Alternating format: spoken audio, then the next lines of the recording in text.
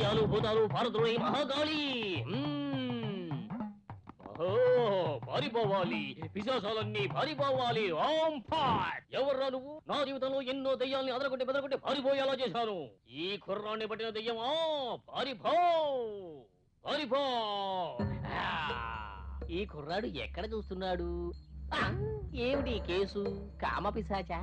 వీణ్ణి చూస్తుంటే చూడకూడదు ఏదో చూసి దడుచుకున్నట్టున్నాడు. వదిలిపెట్టాను. పారిపో.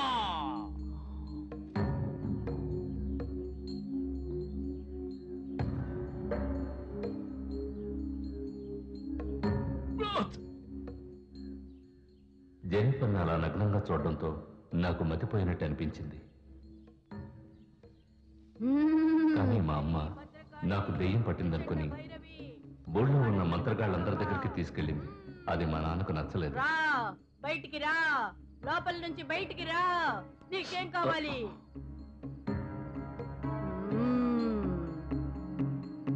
అది తీసుకురా. చూస్తూ ఉంటారా? నిన్ను ఎలా బయటికి రప్పించాలో నాకు తెలుసు. జై భద్రకాళి, మహంకాళి, ప్రచండ భైరవి. అబ్బాయిని చిత్రం చేద్దాం అనుకుంటున్నావా? మా వాడికి ఏం చేయాలో నాకు తెలుసు. రారా.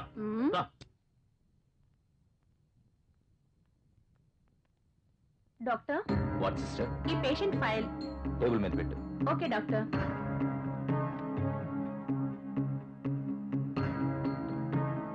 బాబు ఇలా చూడమ్మా. నర్స్, డాక్టర్, ఆ మానిటర్ ఆన్ చేయి.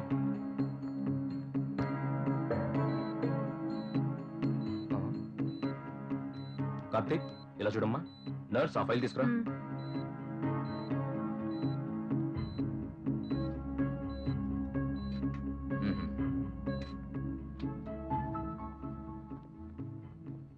డాక్టర్, మా అబ్బాయికి ఎలా ఉంది? అన్ని చెకప్లు చేశాను, భయపడాల్సిందేం లేదు. మరైతే వాడి ధ్యాసంతా ఎక్కడ ఉంటుందేమో డాక్టర్? పెళ్లి వయసు వచ్చుంటే వెంటనే పెళ్లి చేసామని చెప్పుండేవాడిని.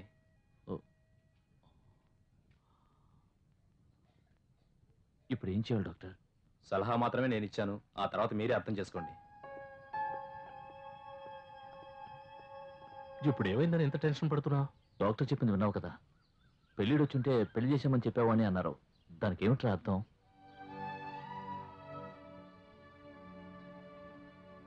వాడు ఎందుకలా ప్రవర్తిస్తున్నాడో నాకేం అర్థం కావడం లేదురా. ఇన్నాళ్ళు వాడి మీద నాకున్న కోపాన్ని చూశావు, కానీ వాడి మీద నాకున్న మమకారం నీకు తెలియదురా. గారాబం చేస్తే పాడైపోతాడనే వాడి ముందు స్ట్రిక్ట్ గా ఉంటున్నట్టు నటించానురా. కొడుకు మీద ఇంత ప్రేమ పెట్టుకుని ఎందుకురా ఇలా ప్రవర్తిస్తున్నావు? వాడు నన్ను అర్థం చేసుకోకపోయినా పర్వాలేదురా, వాడి ఫ్యూచర్ బాగుండాలి, అదేరా నా ఆశ. డాక్టర్ చెప్పిన దాని గురించి ఆలోచించి నీ బుర్ర పాడు చేసుకుంటున్నావు. ఒక తండ్రిగా నువ్వు చేయలేని పనిని మావయ్యగా నేను చేసి చూపిస్తానురా. ఖచ్చితంగా చేసి చూపిస్తా. మొళయేళ్ల మంత్రవాది, కలకత్తా కాళీ, మలక్పేట బాబా, వీళ్ళెవరూ వదిలించలేని దెయ్యాన్ని నేను వదిలిస్తానురా, చూద్దుగానే.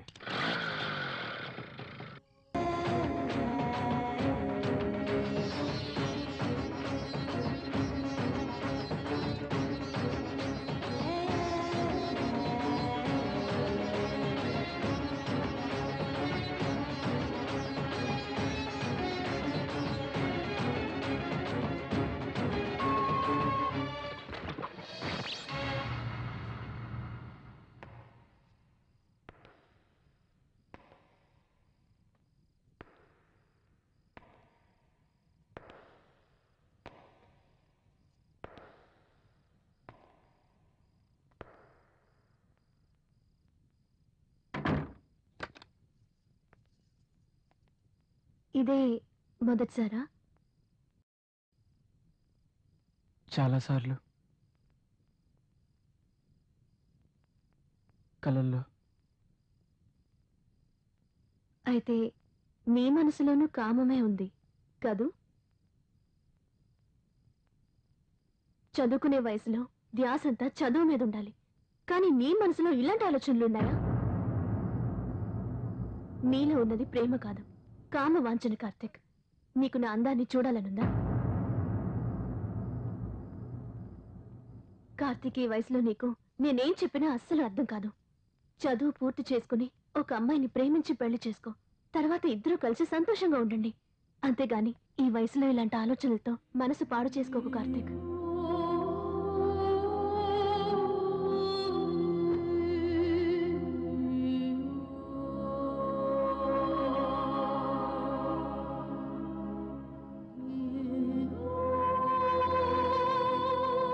ఎంతగా చెప్పినా అర్థం కాకపోతే రా, నీ కోరిక తీర్చుకో.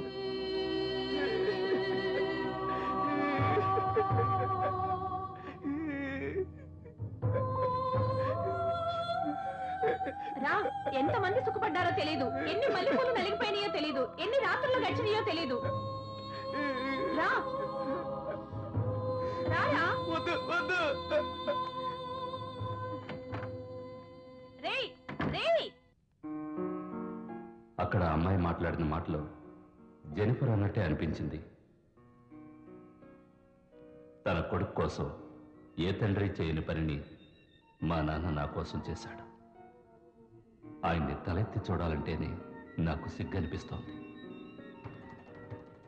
అటువంటి తండ్రికి పుట్టడం నా అదృష్టమనే చెప్పాలి. నేను చేసిన తప్పుల్ని తలుచుకుంటుంటే నా మీద నాకే అసహ్యంగా ఉంది.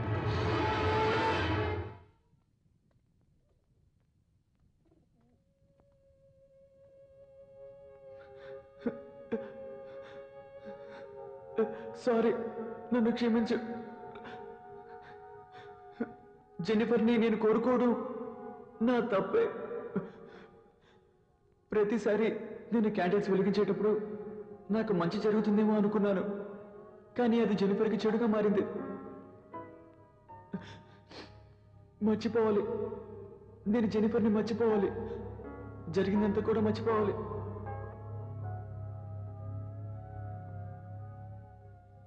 నేను జెనిఫర్ని మర్చిపోయినా నువ్వు మాత్రం తన్ని మర్చిపోకు.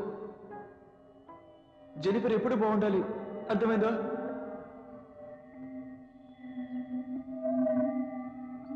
అందాన్ని ఆరాధించడంలో తప్పులేదు, కానీ దాన్ని అనుభవించాలనుకోవడం తప్పని నాకు అర్థమైంది.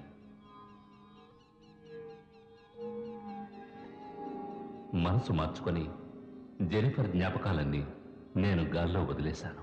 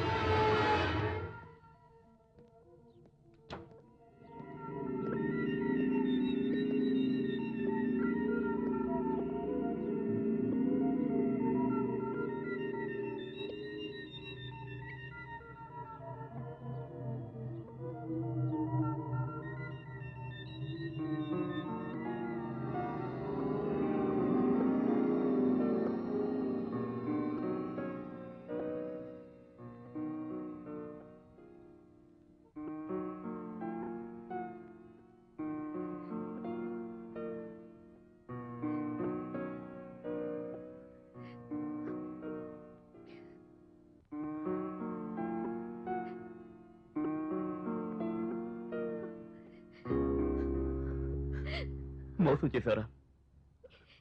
జెనిఫర్ని మోసం చేయడానికి నీకెలా మనసు వచ్చింది?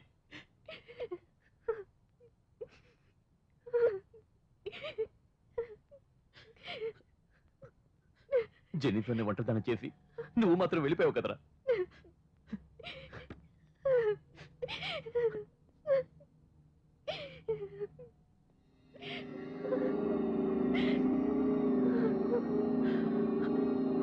సారీ జెనిఫర్, ఇటువంటి కష్టమైన పరిస్థితిలో నీ పక్కన లేకుండా పోయాను. విన్సెంట్ ప్రభు దగ్గరికి వెళ్ళిపోయాడు. డోంట్ వరీ జెనిఫర్, నేను ఉన్నానుగా.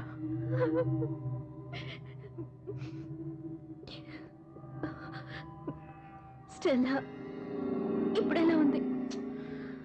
15 రోజులుగా